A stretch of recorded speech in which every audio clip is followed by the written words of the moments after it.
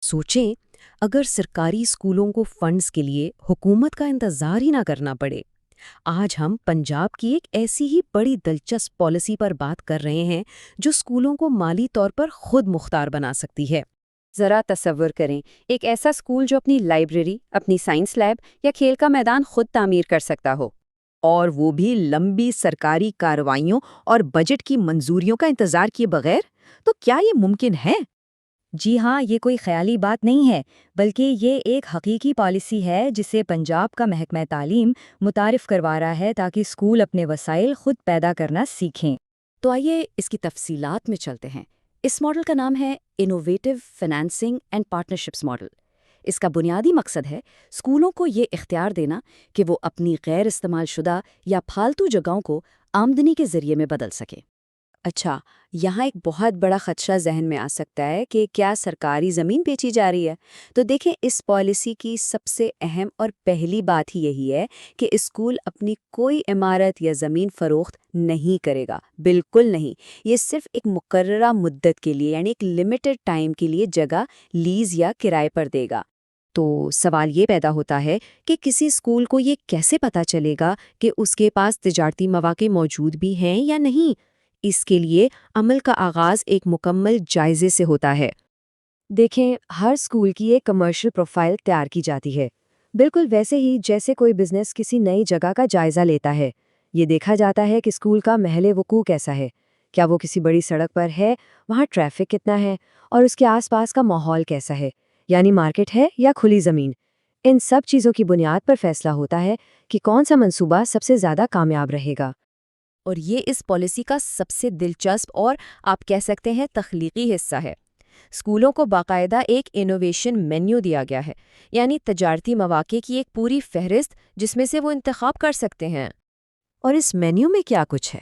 اس میں دیواروں پر اشتہار لگانے جیسے چھوٹے اور آسان کاموں سے لے کر ٹیلی کام ٹاور لگانے جیسے آپشنز بھی ہیں۔ کھیلوں کی جدید سہولیات جیسے کرکٹ یا پیڈل کورٹس بنانا، یا پھر اپنی چھت یا کھلی زمین پر سولر فارم لگانا، یہاں تک کہ اسکول کے اوقات کے بعد اپنی لیبز، کوچنگ سینٹرز کو کرائے پر دینا یا ایک چھوٹی سی کارنر شاپ بنانا بھی شامل ہے۔ یعنی ہر قسم کے اسکول کے لیے کوئی نہ کوئی آپشن موجود ہے۔ اچھا، اس کو مزید سمجھنے کے لیے ان دو مثالوں کا موازنہ کرتے ہیں۔ ایک طرف کارنر شاپ ہے، دوسری طرف سولر فارم۔ اب دیکھیں، شہر کے ایک مصروف اسکول کے لیے جس کے پاس سامنے تھوڑی سی فالتو جگہ ہے، وہاں ایک کارنر شاپ بہت کامیاب ہو سکتی ہے، جبکہ ایک دیہی اسکول جس کے پاس شاید بہت بڑی کھلی زمین ہے، وہ سولر فارم لگا کر طویل مدتی آمدنی بھی کما سکتا ہے اور سبز توانائی میں اپنا حصہ بھی ڈال سکتا ہے۔ تو یہ ماڈل ہر اسکول کے اپنے حالات کے مطابق ڈھل جاتا ہے۔ لیکن ان سب باتوں کے بیچ ایک سب سے بڑا اور جائز سوال پیدا ہوتا ہے، بچوں کی حفاظت کا کیا ہوگا؟ کیا اسکول کے اندر تجارتی سرگرمیاں محفوظ ہیں؟ خوش قسمتی سے پالیسی بنانے والوں نے اس کا خاص خیال رکھا ہے۔ اس کے لیے ایک پورا منظوری اور حفاظتی پروٹوکول بنایا گیا ہے۔ سب سے پہلے تو پرنسپل کو یہ لکھ کر دینا ہوگا کہ اس منصوبے سے بچوں کی پڑھائی میں کوئی خلل نہیں پڑے گا۔ پھر یہ یقینی بنایا جائے گا کہ تجارتی حصہ اور اسکول کا حصہ جسمانی طور پر بالکل الگ ہوں، یعنی ایک الگ چاردیواری اور الگ داخلی راستہ ہوگا۔ یہاں تک کہ دونوں حصوں کے بیچ کم سے کم 10 فٹ کا فاصلہ بھی رکھا جائے گا۔